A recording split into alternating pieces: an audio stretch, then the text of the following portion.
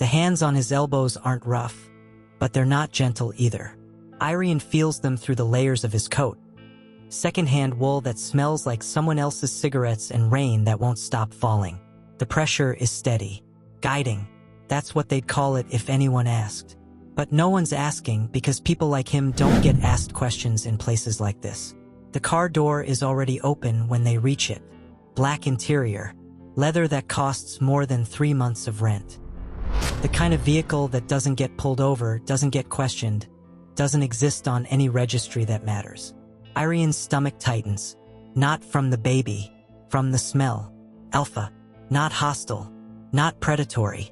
Just present, filling the air like humidity before a storm. His instincts flicker, confused. Omegas are supposed to read danger, supposed to know when to run. But this scent doesn't match the script. It's heavy, yes. Overwhelming, absolutely. But underneath the rain and leather and expensive cologne, there's something else. Grief. Hi viewers, kindly tell us where you're watching from and what time it is. Irian doesn't want to get in the car. His body knows this even if his mouth stays shut.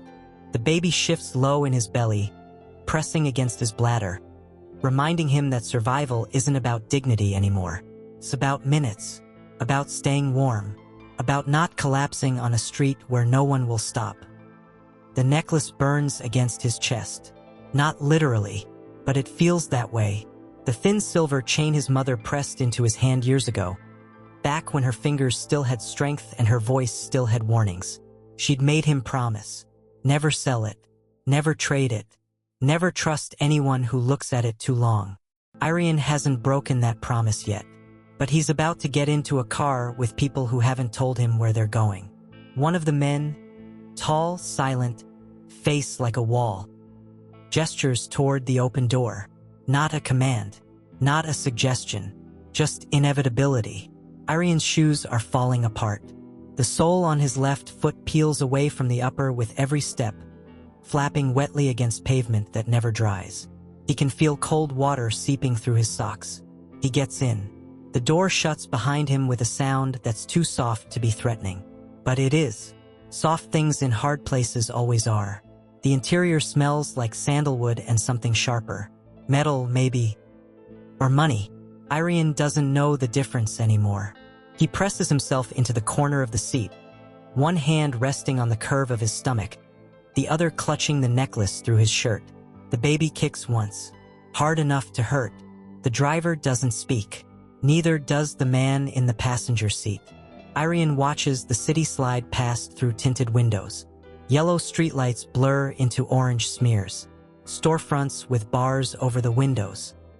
Apartment buildings where every third floor is dark because the electricity's been shut off. This is the part of the city people drive through, not to. The part where Omegas like him learn to keep their heads down and their scent suppressed and their pregnancies hidden under coats that don't fit. But someone noticed. That's why he's here. The car slows. Stops. Irian's heart climbs into his throat. They're not downtown anymore. The buildings here are different.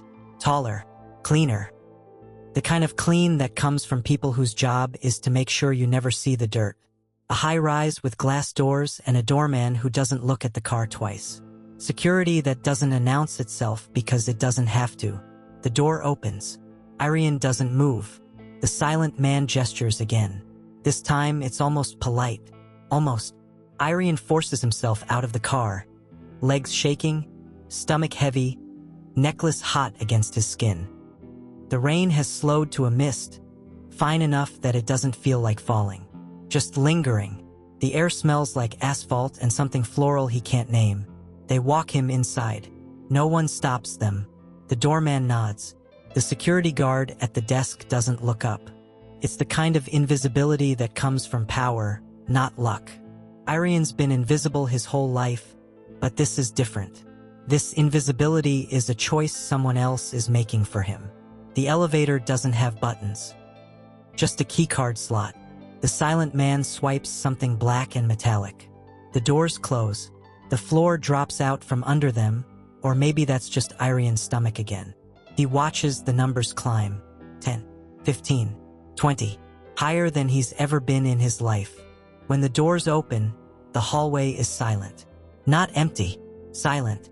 There's a difference. The kind of silence that comes from money and control and people who've learned that shouting is for those who don't have power. They stop in front of a door at the end of the hall.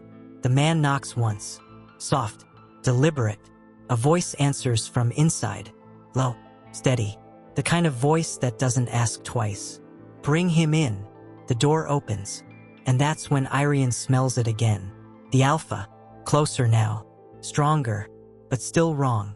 Still carrying that note of something broken underneath. He steps inside. The room is warm. Too warm. Or maybe that's just his body trying to process too many things at once. His eyes adjust slowly. Leather furniture. Floor-to-ceiling windows overlooking the city. A desk in the corner with papers spread across it like someone stopped working mid-thought. And standing near the window, shoulders tight, hands shoved into his pockets. The alpha. He doesn't turn around immediately, just stands there, staring out at the rain-soaked city below. Irian can see his reflection in the glass. Dark hair, sharp jaw. The kind of face that belongs in boardrooms and courtrooms and places where decisions get made that people like Irian never hear about until it's too late. The silence stretches. Irian's fingers tighten around the necklace.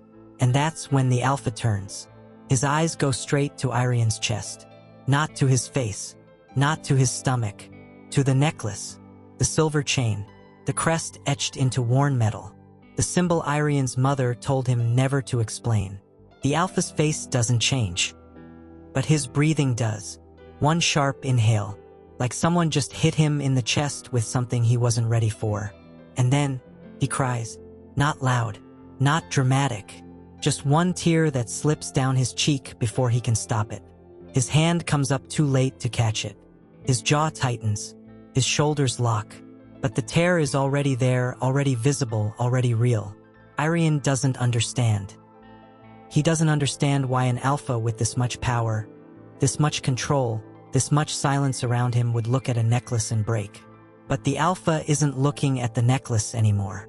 He's looking at Irian. And his voice, when it finally comes, is so quiet it almost isn't there at all. Where did you get that? What do you think the necklace means to him? Irian doesn't answer right away. Not because he's thinking, because his body won't let him. His throat closes up the way it does when someone asks a question that feels like a trap. When the wrong answer means disappearing. His mother taught him that. Taught him to recognize the weight behind certain questions. The ones that sound casual but aren't. This question isn't casual. The alpha takes a step closer. Not aggressive. Not predatory. Just closer. And Irian's instincts scream at him to back up. But there's nowhere to go. The door is behind him. The silent men are still standing there. The room feels smaller now, even with the floor-to-ceiling windows and the expensive furniture and the space that should feel open but doesn't. The alpha's eyes are still wet. He hasn't wiped the tear away. It just sits there on his cheek, catching the light from the city outside. Irian doesn't know what to do with that. Doesn't know how to process an alpha who cries in front of a stranger. In front of an omega. In front of someone who has no power and no reason to be here except that someone decided to put him here. It was my mother's, Irian says finally. His voice comes out thin, shaky. He hates that. Hates how his body always betrays him when he needs it to stay steady. The alpha doesn't move. Just stares at the necklace like it's speaking a language only he understands.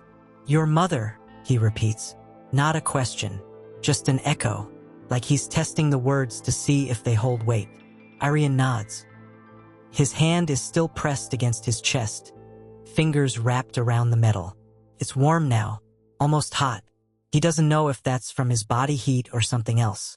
The alpha's jaw works, tightens, releases. He looks away out the window again, and for a moment Irian thinks maybe he's been dismissed. Maybe this was all a mistake. Maybe he'll be escorted back downstairs and put in another car and dropped off somewhere far enough away that he can pretend this never happened. But then the alpha speaks again. What did she tell you about it? Irian hesitates. His mother's voice is still clear in his head. Even years later. Even after everything. Never sell it. Never trade it. Never trust anyone who recognizes it too quickly. He's failing that last part right now. She said to keep it safe, Irian says carefully. That it was important. Important how? She didn't say. The alpha turns back to him. His eyes are sharp now. Not angry, not cruel. Just focused in a way that makes Irian feel like he's being read. Like every word he says is being measured and weighed and cataloged. She didn't say, or you don't want to tell me? Irian's breath catches. Because that's the real question, isn't it?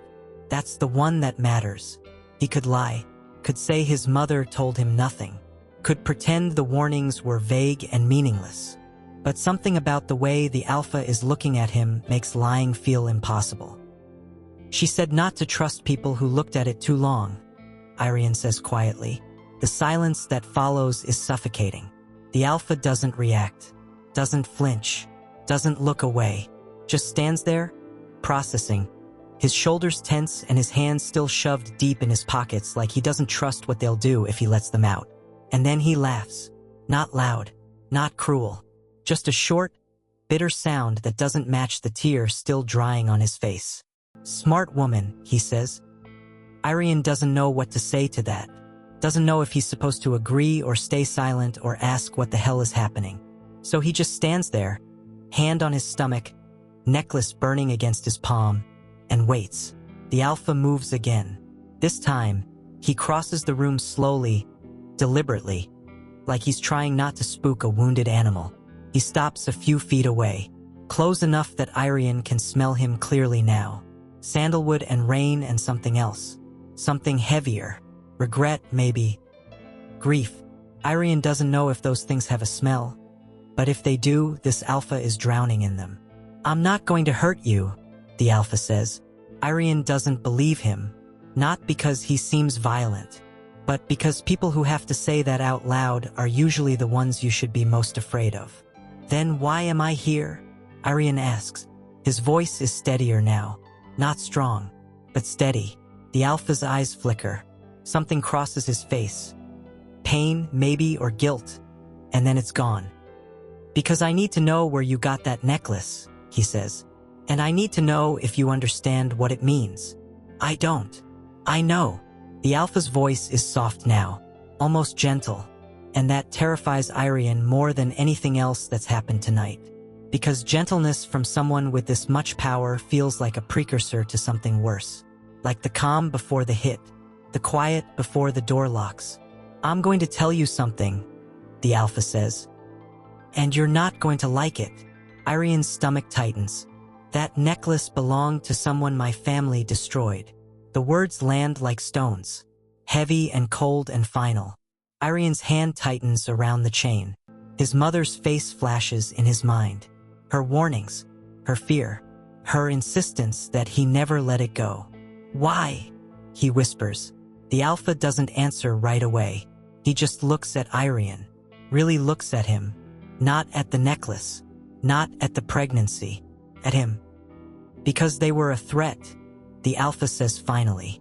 Or that's what my father believed. And you? I don't know what I believe anymore. The honesty in his voice catches Irian off guard. Alphas don't admit doubt. They don't stand in expensive rooms and cry over necklaces and confess that they don't have answers. But this one does. This one is standing here, shoulders tight and eyes red and voice cracking at the edges. And Irian doesn't know what to do with that. Who was she? Irian asks. The person it belonged to. The alpha's face goes still. I don't know her name, he says quietly. No one does. My father made sure of that. Irian's chest tightens. His mother. They're talking about his mother. A woman who was erased so completely that even the people who destroyed her don't remember her name. She was pregnant, the alpha continues. His voice is barely audible now. When my father's people found her, they said she had information, evidence, names. They said she was going to expose everything. Was she? Probably. The word hangs in the air between them. What happened to her? Irian asks, but he already knows. He's known since he was old enough to understand that his mother's fear wasn't paranoia. It was memory. The alpha's jaw tightens.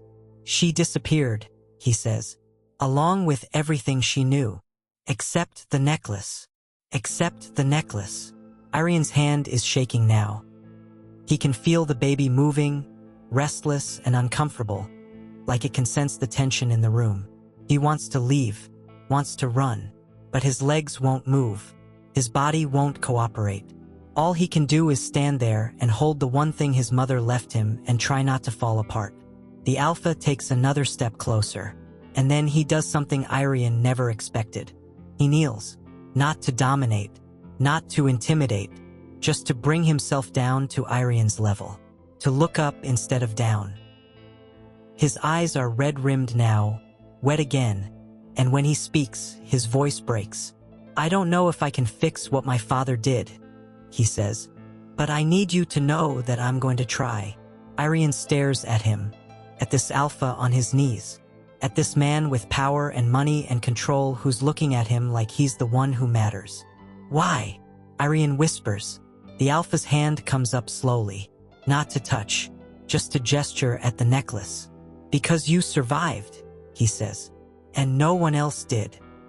Tear falls, not from Arian this time, from the alpha, and Arian realizes something that makes his blood run cold. This man isn't just sorry, he's terrified. What secret is he hiding?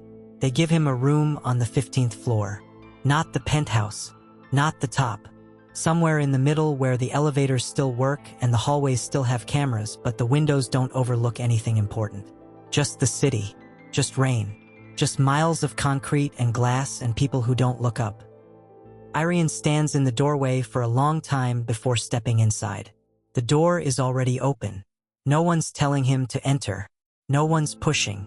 The silent men who brought him here are gone now. It's just him and the alpha, whose name he still doesn't know, standing in a hallway that smells like new carpet and old money.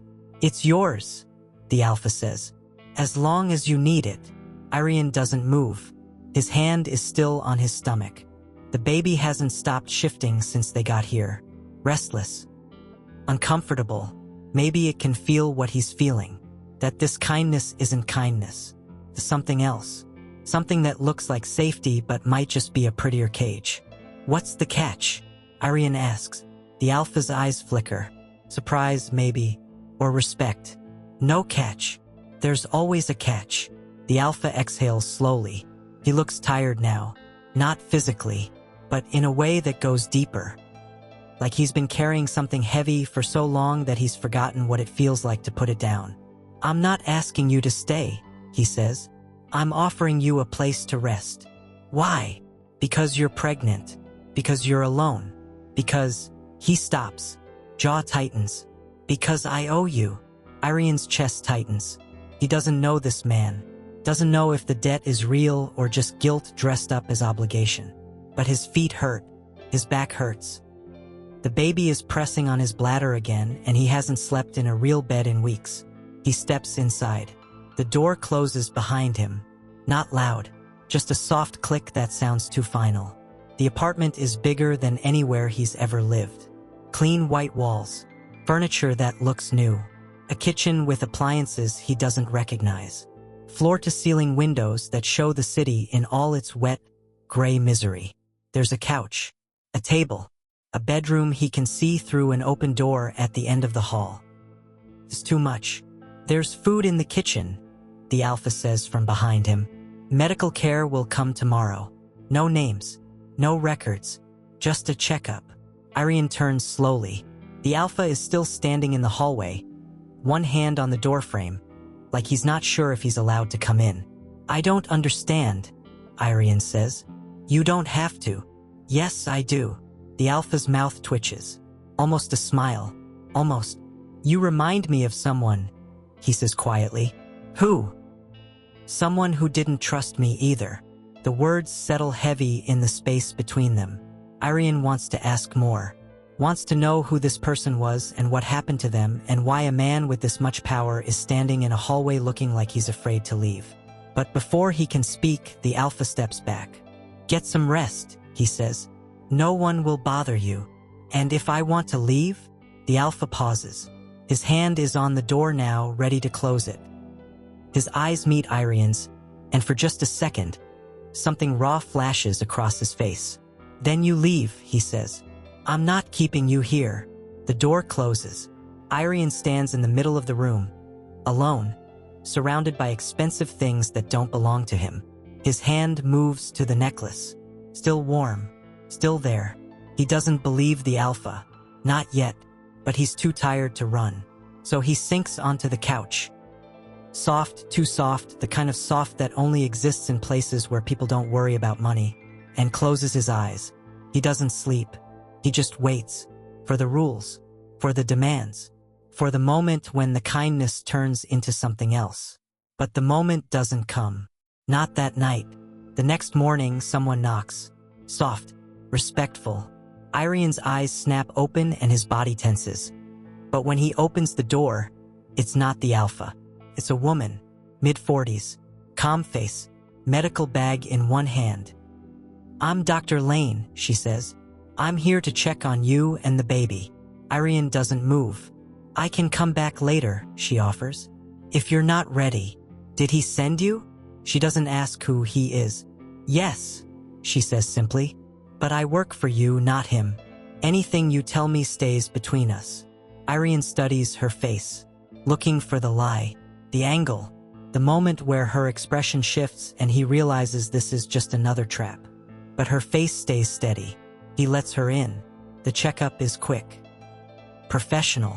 She doesn't ask questions she doesn't need to ask.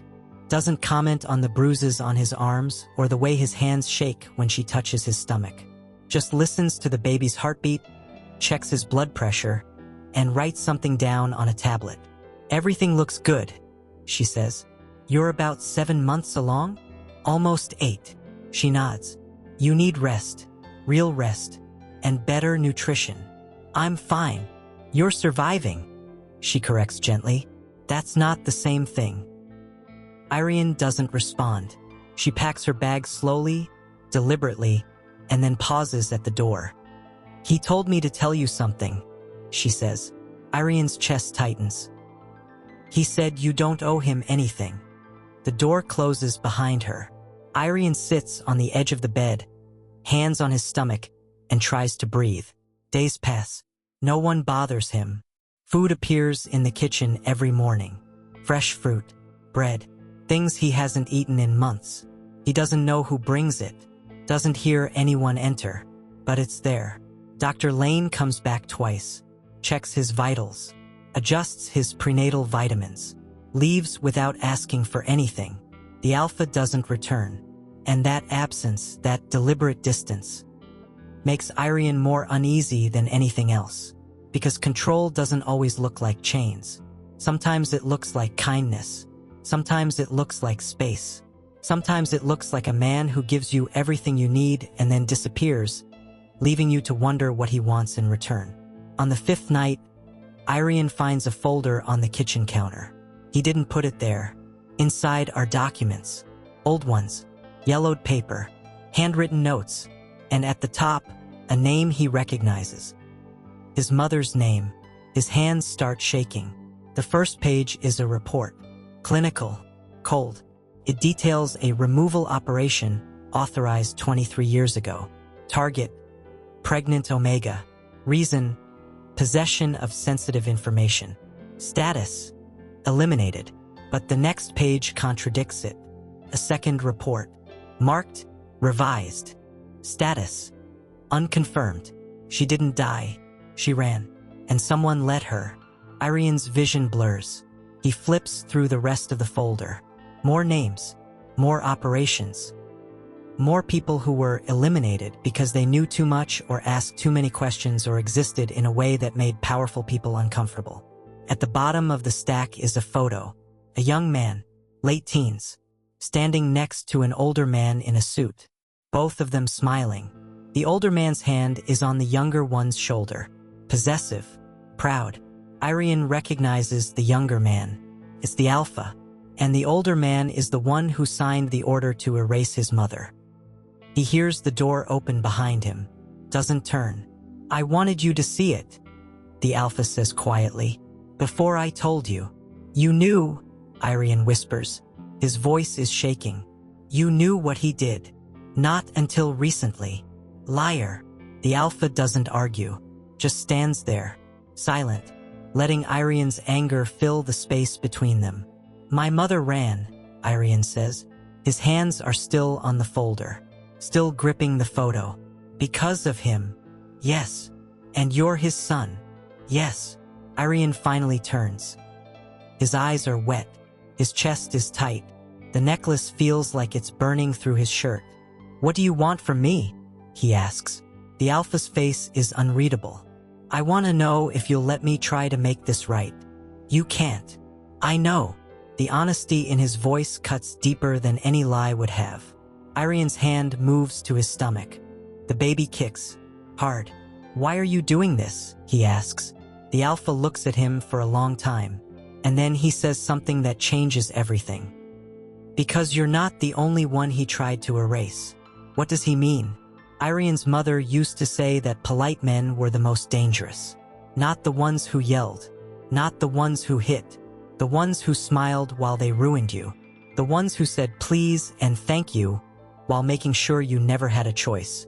She told him that when he was 12, sitting in a shelter that smelled like mildew and industrial soap. She'd been sick then, coughing so hard her whole body shook. But her grip on his wrist never loosened. Don't trust clean hands, she'd said. Clean hands just mean they've learned how to hide the blood. Irian hadn't understood. Not really. Not until now. He sits across from the Alpha in the apartment's small dining area. There's coffee on the table. Fresh bread. Things that should feel normal but don't. The Alpha hasn't touched his cup. Just stares at it like it might give him answers. Tell me what you meant, Irian says. His voice is steadier now. Anger does that sometimes. Burns through the fear and leaves something harder behind. The Alpha's jaw tightens. He doesn't look up. My father had a pattern, he says quietly. People who knew too much. People who asked the wrong questions. People who existed in ways that complicated his plans. Like my mother. Like your mother. Irian's hand moves to the necklace. It's become a habit now. A grounding point. Something to hold when the world stops making sense. You said I wasn't the only one, Irian presses. Who else? The Alpha finally looks up. His eyes are tired. Older than they should be. My brother, he says. The words land heavy. Irian doesn't know what to do with them. Doesn't know how to process a man who's just admitted that his own family destroyed itself from the inside. What happened to him? Irian asks. I don't know. You don't know, or you don't want to say? The Alpha's mouth twitches. Almost a smile. Almost. Both. He leans back in his chair. The movement is slow, deliberate, like he's deciding how much truth to give away. He was younger than me, the Alpha says. By 3 years. Quiet. Smart. The kind of kid who noticed things no one else did. What did he notice? Everything. The Alpha's voice drops. Gets quieter. Irian has to lean forward to hear him. He found my father's records when he was 17. Files. Transactions. Names of people who'd disappeared. He confronted him. And my father told him it was all necessary. That power requires sacrifice. That some people are just obstacles. Irian's stomach turns. What did your brother do? The Alpha's eyes go distant, like he's looking at something far away, something he can't quite reach. He said he was going to expose it. All of it. He didn't care what it would do to the family. Didn't care about the consequences. He just wanted it to stop. Did it? No. The word is final. Absolute. He disappeared 2 weeks later. The Alpha continues. My father said he ran away, that he couldn't handle the pressure of the family business, that he was weak. You believed him? I was 19. I didn't know what else to believe.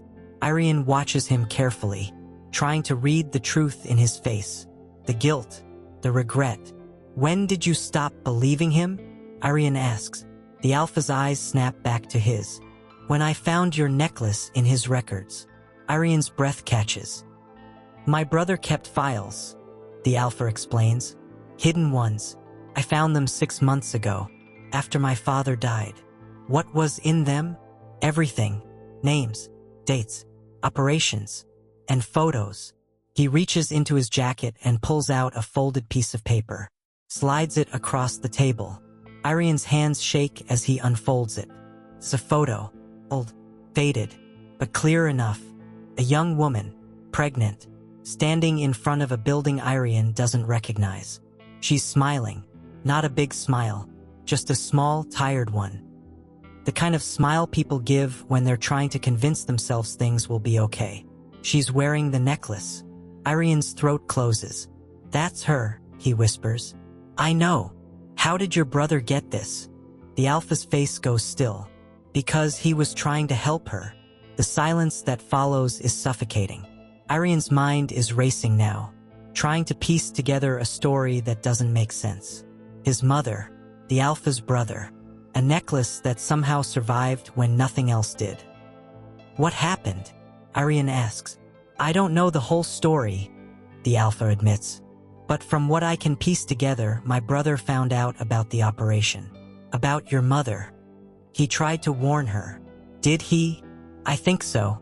I think that's why she ran. Why she survived. Irian's chest tightens. And your brother? The Alpha doesn't answer, just looks down at his hands. Clean hands. The kind his mother warned him about. You think your father killed him? Irian says. It's not a question. I think my father made sure he couldn't talk. The words hang in the air like smoke.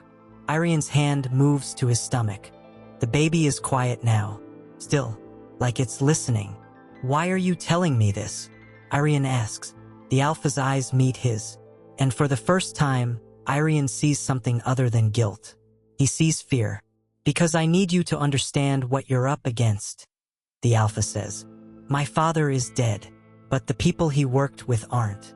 And if they find out you're alive, if they find out you have that necklace, they'll finish what he started. Yes. Irian's blood runs cold. He stands up. Too fast. The chair scrapes against the floor. His legs feel weak, but he forces them to hold. You brought me here, he says. His voice is shaking now. Anger and fear mixing together into something he can't control. You brought me into this building. You put me on the 15th floor where anyone can find me.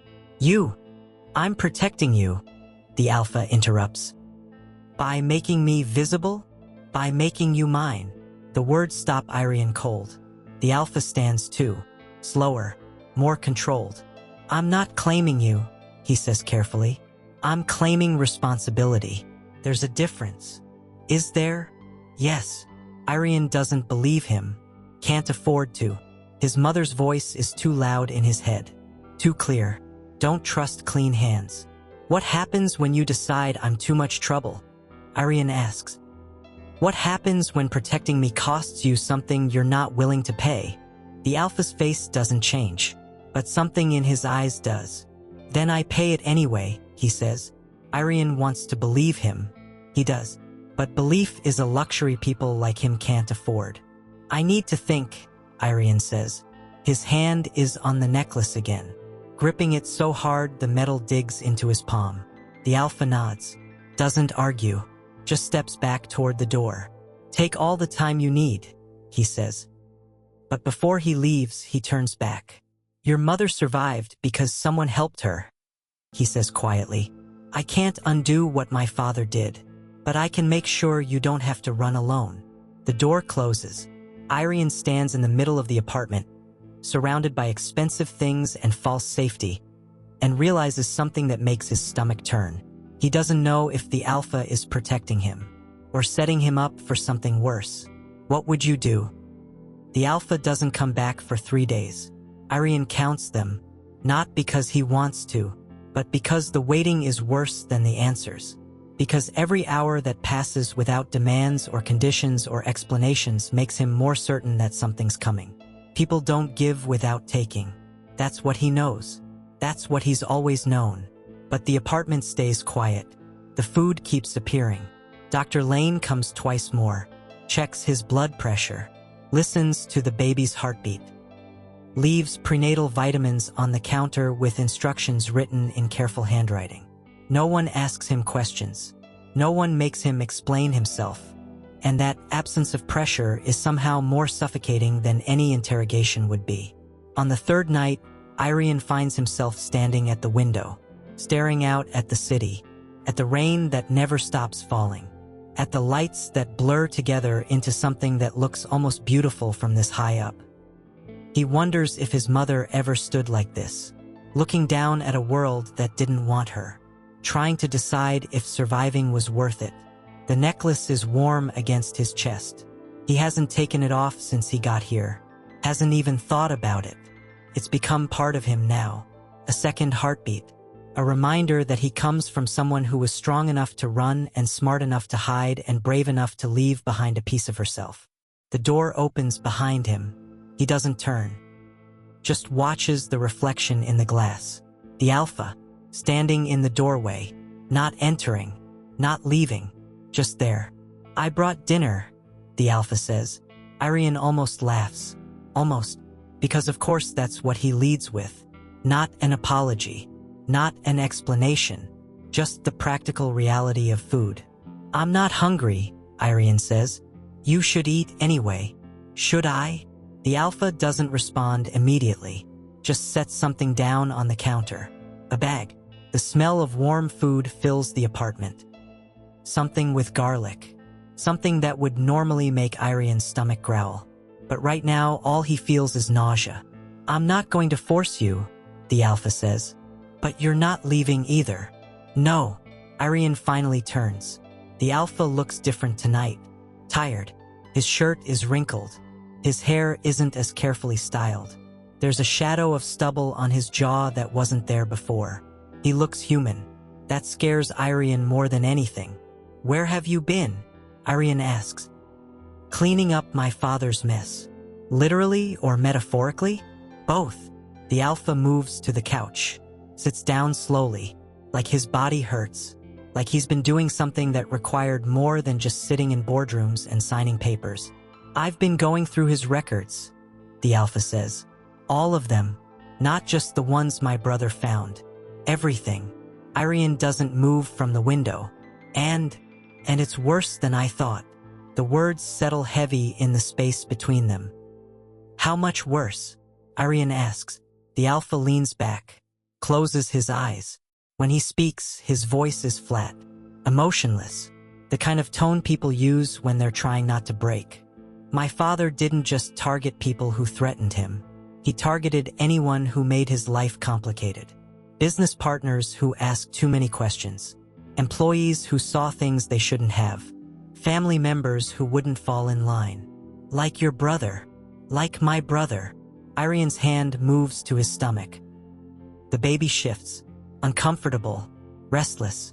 "How many people?" Irian asks quietly. The Alpha opens his eyes, looks at him. 23 confirmed. Probably more. 23. The number sits in Irian's chest like a stone. 23 people erased. 23 lives ended or destroyed or disappeared because one man decided they didn't matter. "Why are you telling me this?" Irian asks. "Because you deserve to know what you survived." "I didn't survive anything. My mother did." "You're still here," the Alpha says. "That counts." Irian wants to argue, wants to tell him that survival isn't an accomplishment when you didn't have a choice. But his throat is tight and his eyes are burning and he's so tired of being strong when no part of him feels strong at all. He moves away from the window, sits down in the chair across from the Alpha. Not close, but not as far as before. "What are you going to do?" Irian asks. The Alpha's jaw tightens. "I'm going to dismantle it. All of it. They won't let you. I know. They'll fight back. I know."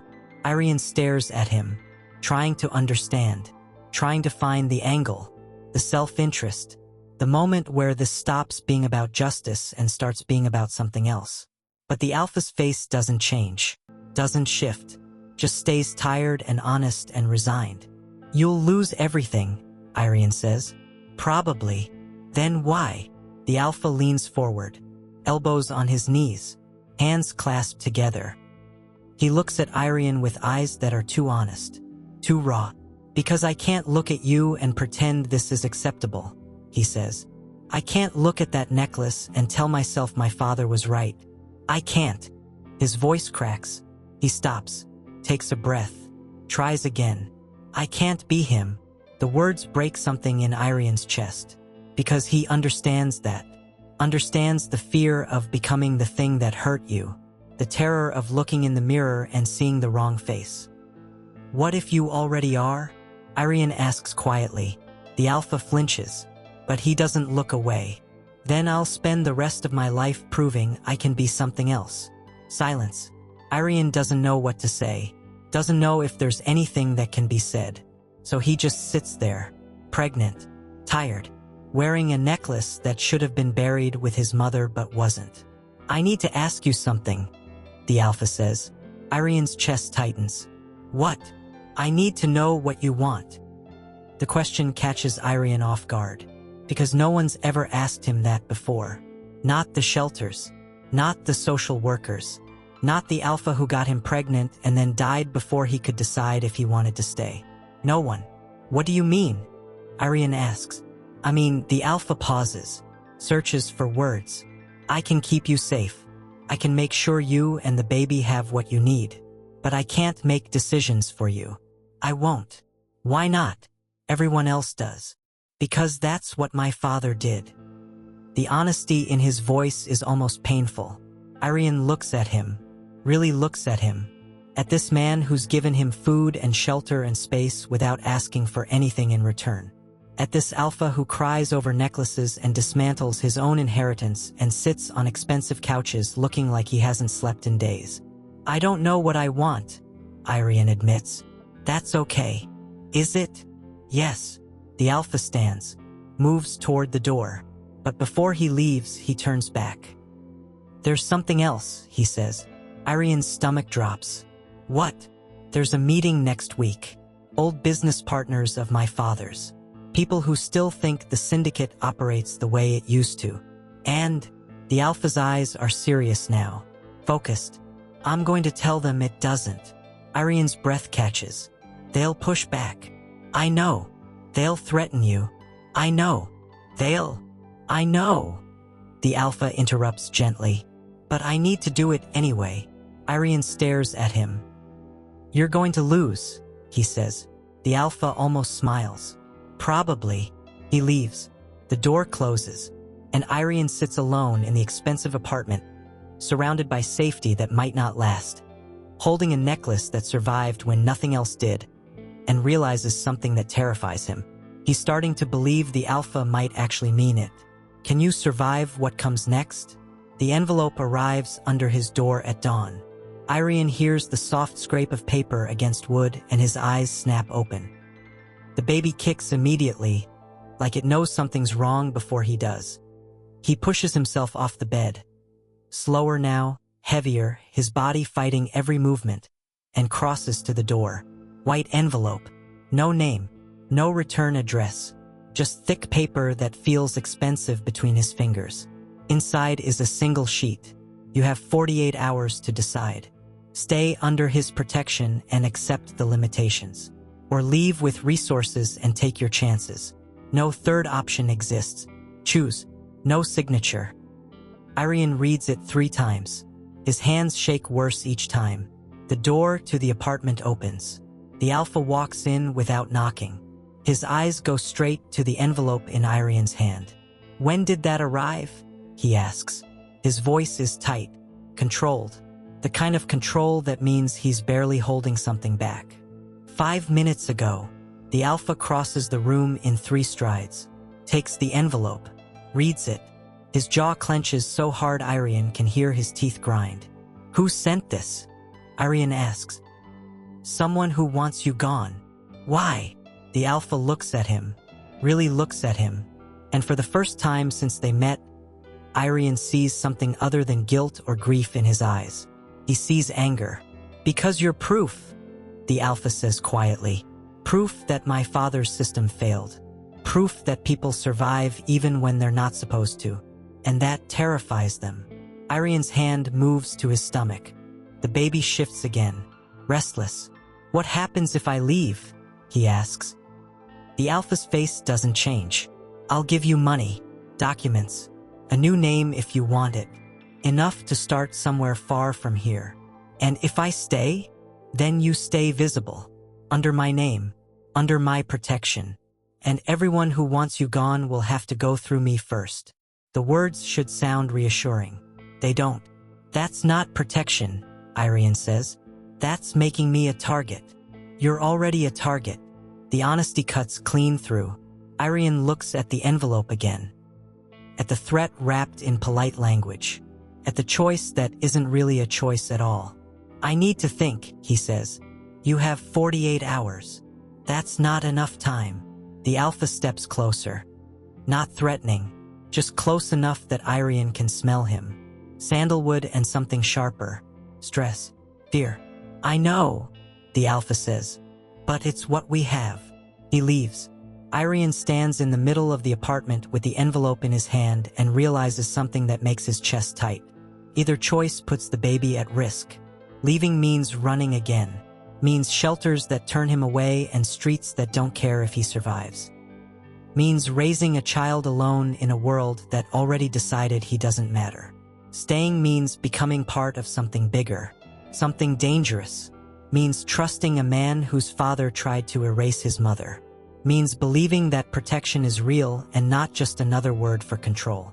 He thinks about his mother, about the warnings she gave him, about the necklace that survived when nothing else did. Don't trust clean hands. But what if clean hands are all you have? The baby kicks hard. Once, twice, like it's trying to tell him something. Irian closes his eyes, takes a breath, and makes a decision that might kill them both. He walks to the window, opens it. Cold air rushes in, carrying rain and city noise and the smell of asphalt. He looks down at the envelope and drops it, watches it fall 15 floors, watches it disappear into the wet gray morning. When the alpha comes back 2 hours later, Irian is sitting on the couch, hands on his stomach, face calm. I'm staying, Irian says. The alpha stops in the doorway. You're sure? No. The honesty hangs between them. But I'm staying anyway, Irian continues. Not because I trust you, because I'm tired of running. The alpha's face doesn't change, but something in his eyes does. Okay, he says quietly. That's it? Just okay. What else do you want me to say? I don't know. Maybe explain what happens next. Maybe tell me what staying actually means. The alpha moves into the room, sits down across from Irian. When he speaks, his voice is steady, clear. It means I claim responsibility publicly. It means your name goes on official documents. It means anyone who wants to hurt you has to answer to me first. And when they decide you're not worth the trouble, then they'll try to remove me. Irian's breath catches. You're saying this could get you killed? Yes. The word is simple.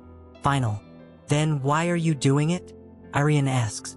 The alpha leans forward, elbows on his knees. I'm serious. Because someone helped your mother run.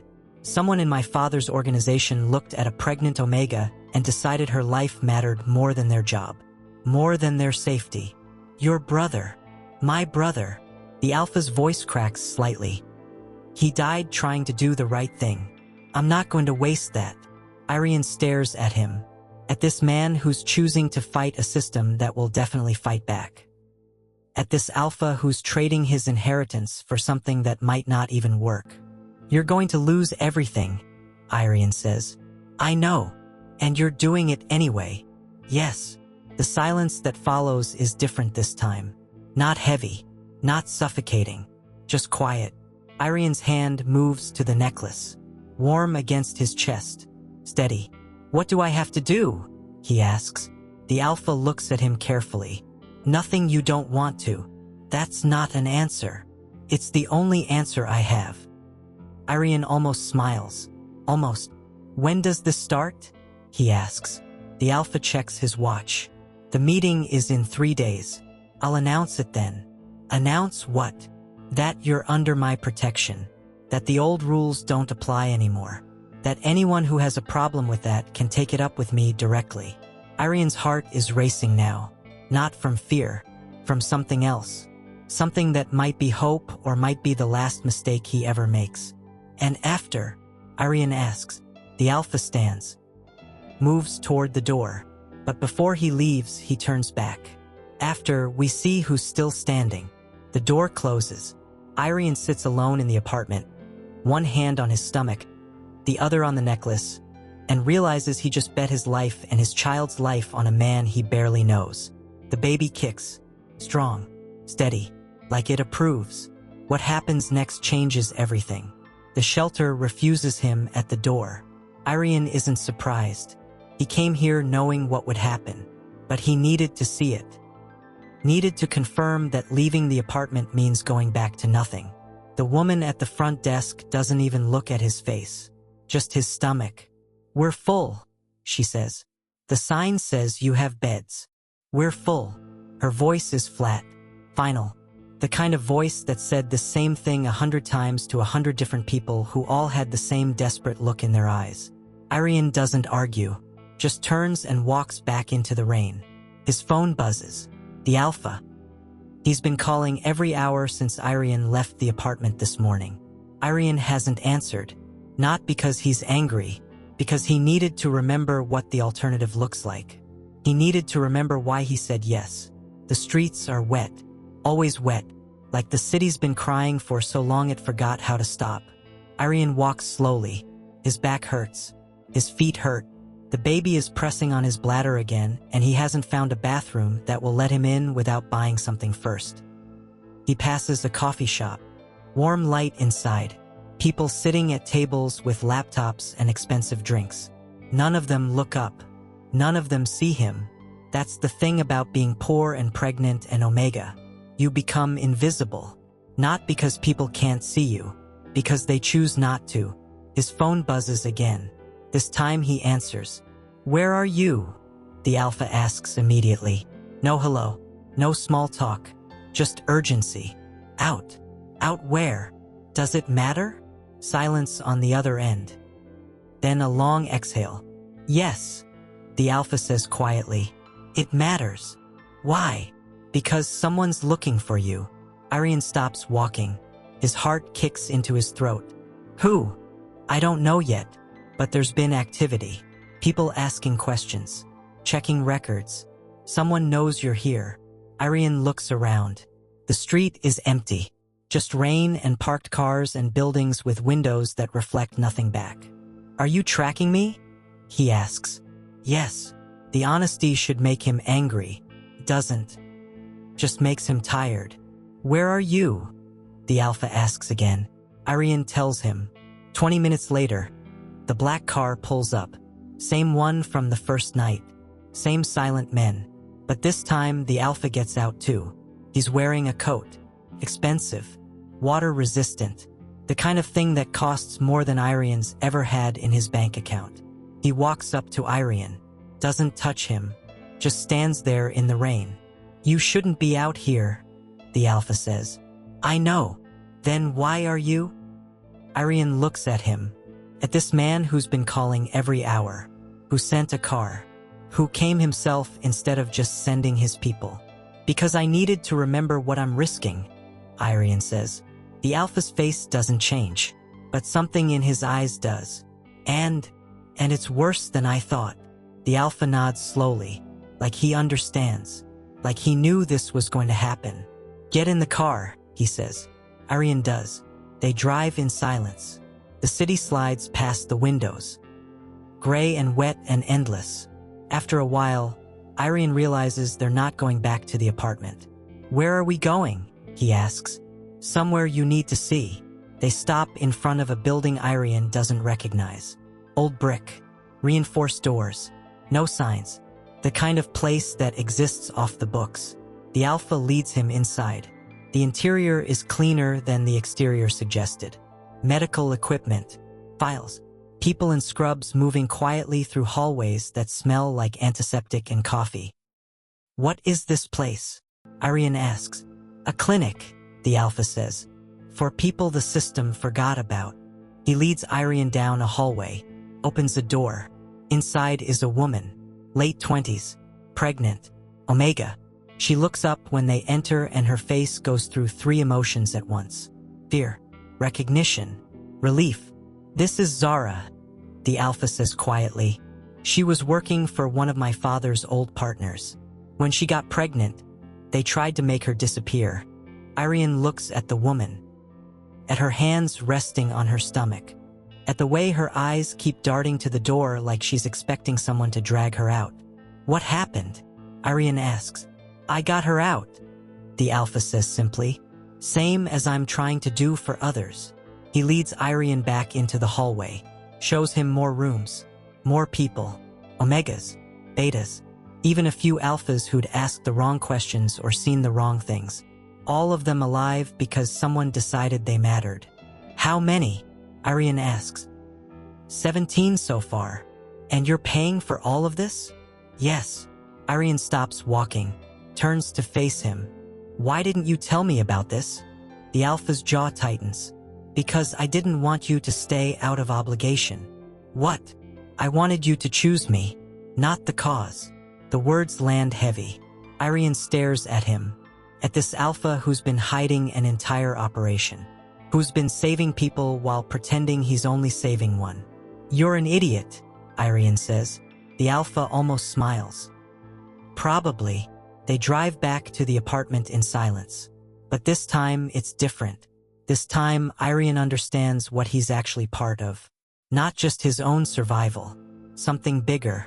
When they get back, there's another envelope under the door. The Alpha picks it up, reads it. His face goes hard. "What?" Irene asks.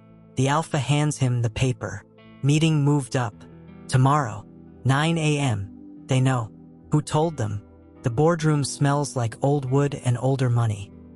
Irene sits in a chair that's too big for him, stomach pressed against the edge of the table, hands folded on top of documents he can't read from this angle. The necklace is hidden under his shirt, but he can feel it. Hot, heavy, like it's trying to warn him. There are 12 people in the room. All Alphas, all men, all wearing suits that probably cost more than Irene's life. They're staring at him, not curious, not concerned, just calculating, like he's a problem they're trying to solve. The Alpha, whose name Irene finally learned is Rafe last night, sits at the head of the table. His posture is relaxed. His face is calm, but Irene can smell the tension coming off him. Sharp, metallic. "Gentlemen," Rafe says. His voice cuts through the silence like a blade. "Thank you for coming." No one responds. "I'm sure you're wondering why I called this meeting," Rafe continues. "Why I moved it up. Why I insisted on this particular time." Still silence. Rafe's eyes move around the table, landing on each face, reading each expression. "It's because I'm making changes," he says, "to how this organization operates, to who we protect, to what we stand for." One of the men leans forward. Older, gray hair, expensive watch. His voice is smooth when he speaks. Too smooth. "What kind of changes, Rafe?" Rafe doesn't hesitate. "We're done making people disappear. We're done prioritizing profit over lives. We're done operating like my father did." The temperature in the room drops. The gray-haired man smiles. Not friendly, just amused. "Your father built this organization. Everything you have came from his decisions." "I know. And you want to throw that away?" "Yes." The word echoes. Another man speaks up. Younger, aggressive, the kind of Alpha who thinks volume equals authority. "You're talking about destroying everything he worked for." "I'm talking about fixing everything he broke," Rafe corrects. The young Alpha's eyes flick to Irene. "Is this about him?" The question makes Irene's skin crawl. Rafe's face doesn't change. "This is about doing what's right." "Right?" The gray-haired man laughs. Actually laughs. "Rafe, you're a businessman, not a priest. Right and wrong don't exist in our world. Only smart and stupid." "Then I'm choosing to be stupid." The room goes silent again. Irene can feel every eye on him now. Heavy. Assessing. He wants to disappear. wants to sink into the chair and stop existing. But he forces himself to sit still, to keep breathing. The gray-haired man leans back. His smile is gone now. You're serious about this? Yes. Even though it means losing contracts, losing allies, losing everything your father left you. Yes. The man's eyes narrow. And what do you expect us to do? Just accept this. Rafe's voice is steady when he answers. I expect you to decide if you're with me or against me. The silence that follows is suffocating. Then the gray-haired man stands. I'm out, he says. I don't work for idealists. He walks toward the door. 3 others follow. Rafe doesn't stop them, just watches, his face calm, his hands flat on the table. When the door closes, 8 men remain. The young, aggressive alpha speaks again. You're making a mistake. Maybe. You're going to regret this. Probably. The young alpha's jaw tightens. He looks at Irian again, and this time there's something ugly in his eyes. He's not worth it, the alpha says. Whatever you think you're protecting, it's not worth your legacy. Rafe's voice drops, gets quieter, more dangerous. Don't talk about him. Why? Because he's wearing a necklace that means nothing? Because he's pregnant with someone else's? Rafe stands. The movement is so sudden that everyone in the room flinches. Get out, Rafe says quietly. The young alpha's face goes red. You're choosing him over your own people? I'm choosing decency over my father's cruelty. If you can't understand the difference, then yes. Leave. The young alpha stands, slams his hand on the table. You're going to fail, he says. And when you do, don't come asking for help. He leaves. 2 more follow. 5 men remain. Rafe sits back down. Slowly. His hands are shaking now. Just slightly. But Irian can see it. One of the remaining men clears his throat. Older. Quiet. He's been silent this whole time. I have a question, he says. Rafe nods. What happens to the people you're protecting? The ones in the clinic. The ones like him. He gestures to Irian. What happens when you can't pay for it anymore? Rafe's face is honest when he answers. I don't know. That's not a plan. No, it's not. The quiet man studies him, then looks at Irian. Can I ask you something? He says. Irian's heart jumps, but he nods. Do you trust him? The question catches Irian off guard. He looks at Rafe. At this alpha who's just destroyed his own organization, who's just pushed away half his allies, who's sitting here shaking and honest and refusing to apologize for it. I don't know, Irian says honestly. The quiet man almost smiles. Good, he says. Trust without questions is just obedience. He stands, but unlike the others, he doesn't leave. I'm in, he says to Rafe. Not because I agree with everything, but because someone needs to make sure you don't destroy yourself completely. The other 4 men exchange looks. Then slowly they nod. We're in too, one says. For now. Rafe's shoulders sag slightly. Relief. The meeting ends. People file out slowly, quietly. When the room is empty except for Rafe and Irian, the silence feels different. You okay? Rafe asks quietly. Irian's hands are shaking now too. No, he says honestly. Yeah, me neither. They sit there. 2 people who just bet everything on something that might not work. What happens now? Irian asks. Rafe looks at him, and for the first time, Irian sees something other than control in his eyes. He sees fear. Now we wait, Rafe says, and hope we survive what comes next. Will they? The retaliation doesn't come loud. Comes quiet.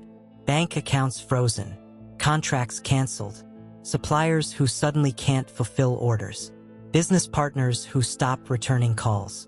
It happens over 3 weeks. Steady. Methodical.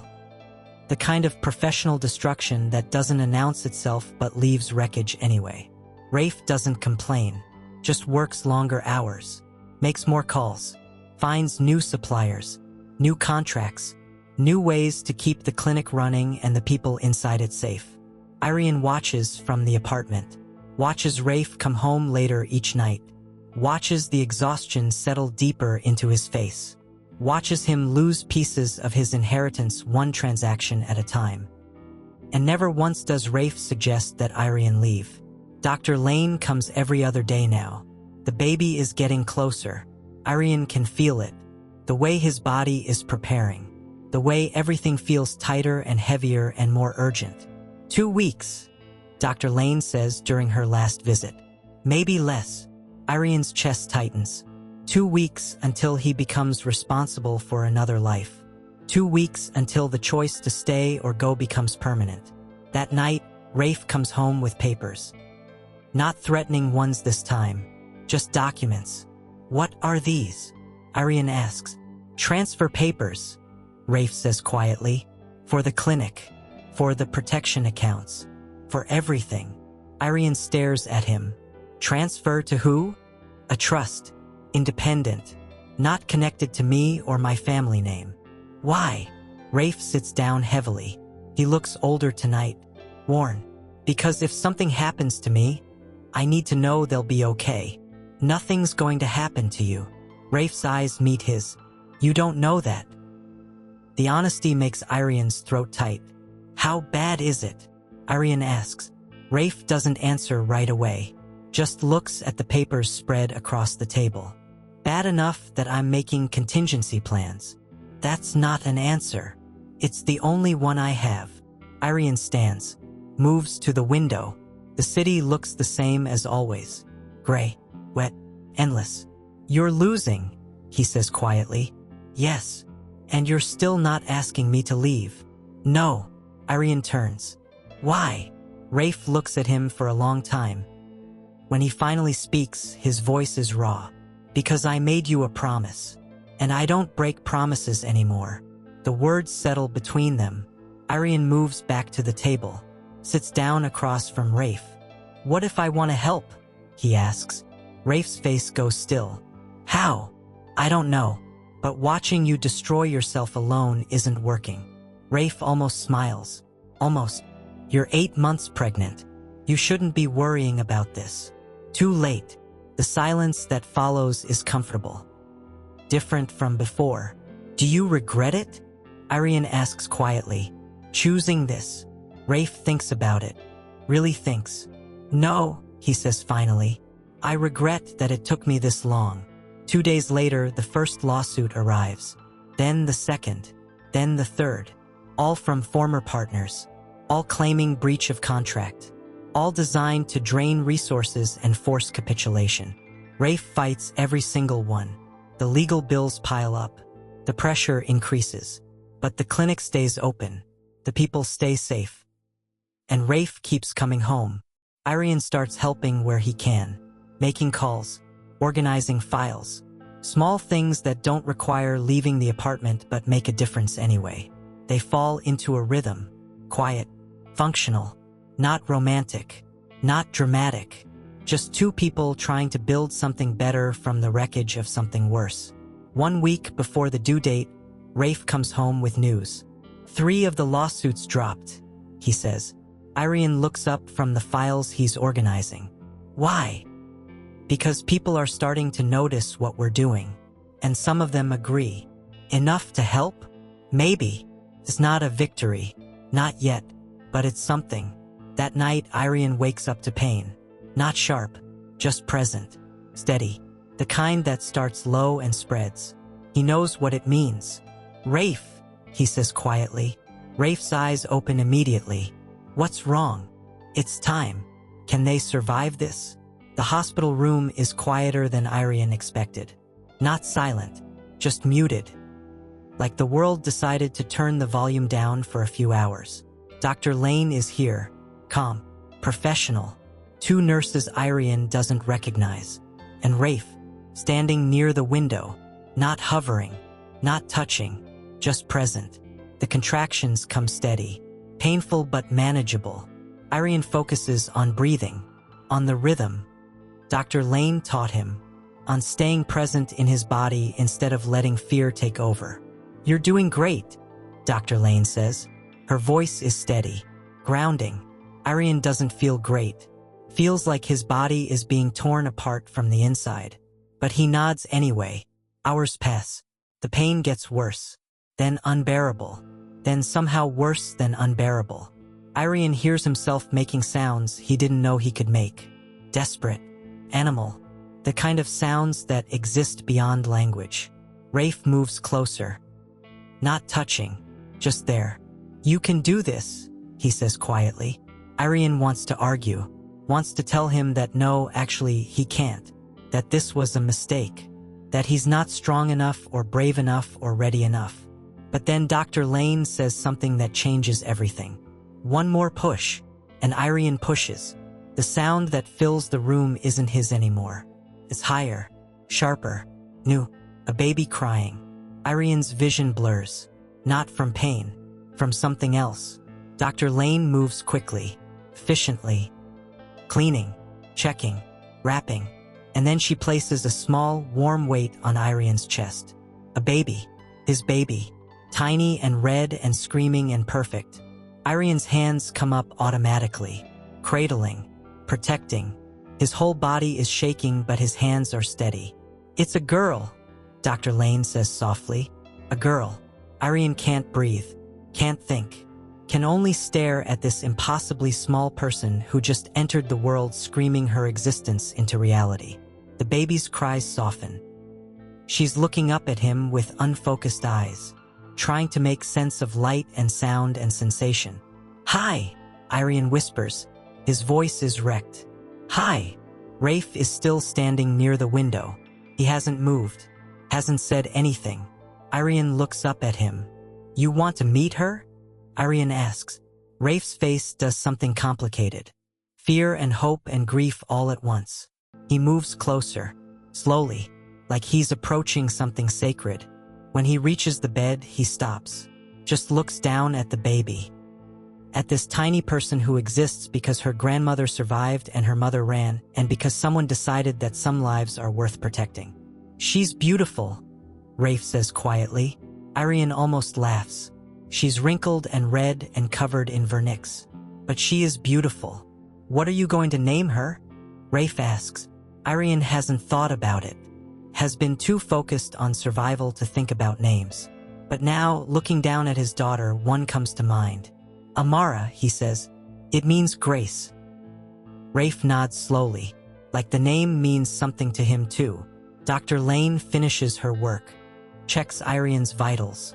Checks the baby's vitals. Everything is stable, healthy, better than expected. I'll give you some time, she says, and leaves. The room feels smaller now, more intimate. Irian adjusts his hold on Amara.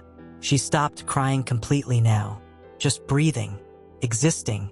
Thank you, Irian says quietly. Rafe looks at him. For what? For not making me do this alone. Rafe's throat works. He doesn't respond, just nods. After a moment, he reaches into his pocket, pulls out something small, the necklace. Irian's breath catches.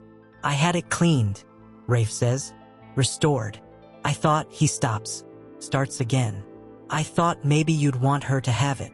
Irian stares at the silver chain, at the crest that survived when nothing else did. Are you sure? Irian asks. It's yours. It was always yours. Rafe places the necklace on the small table beside the bed. Beside the baby, not on her, not yet, just near. Promise for later. What happens now? Irian asks, the question he's been avoiding since the beginning. Rafe looks at him, at the baby, at the necklace. Now we figure it out, he says. Together, if you want. What does that mean? Rafe's face is honest. It means I'm not asking you to stay forever. I'm asking you to stay today, and then tomorrow, and we'll see what comes after. Irian looks down at Amara, at her tiny fingers curled into fists, at the way she's breathing, steady, alive. Okay, Irian says. Okay. Yeah, okay. Rafe's shoulders sag slightly. Relief. They sit in silence for a while, just breathing, existing. 3 people in a room figuring out how to become something new. Later, when Irian is moved to a recovery room, Rafe stays. Not hovering, not controlling, just there, present. And when Amara wakes up crying in the middle of the night, it's Rafe who stands up first. "I've got her," he says quietly. Irene watches as Rafe picks up his daughter. Watches as he holds her carefully, like she's made of glass. Watches as he rocks her gently until her cries soften into whimpers and then into silence. "You're good at that," Irene says. Rafe looks at him, and for the first time since they met, he smiles. A real smile. "I'm learning," he says.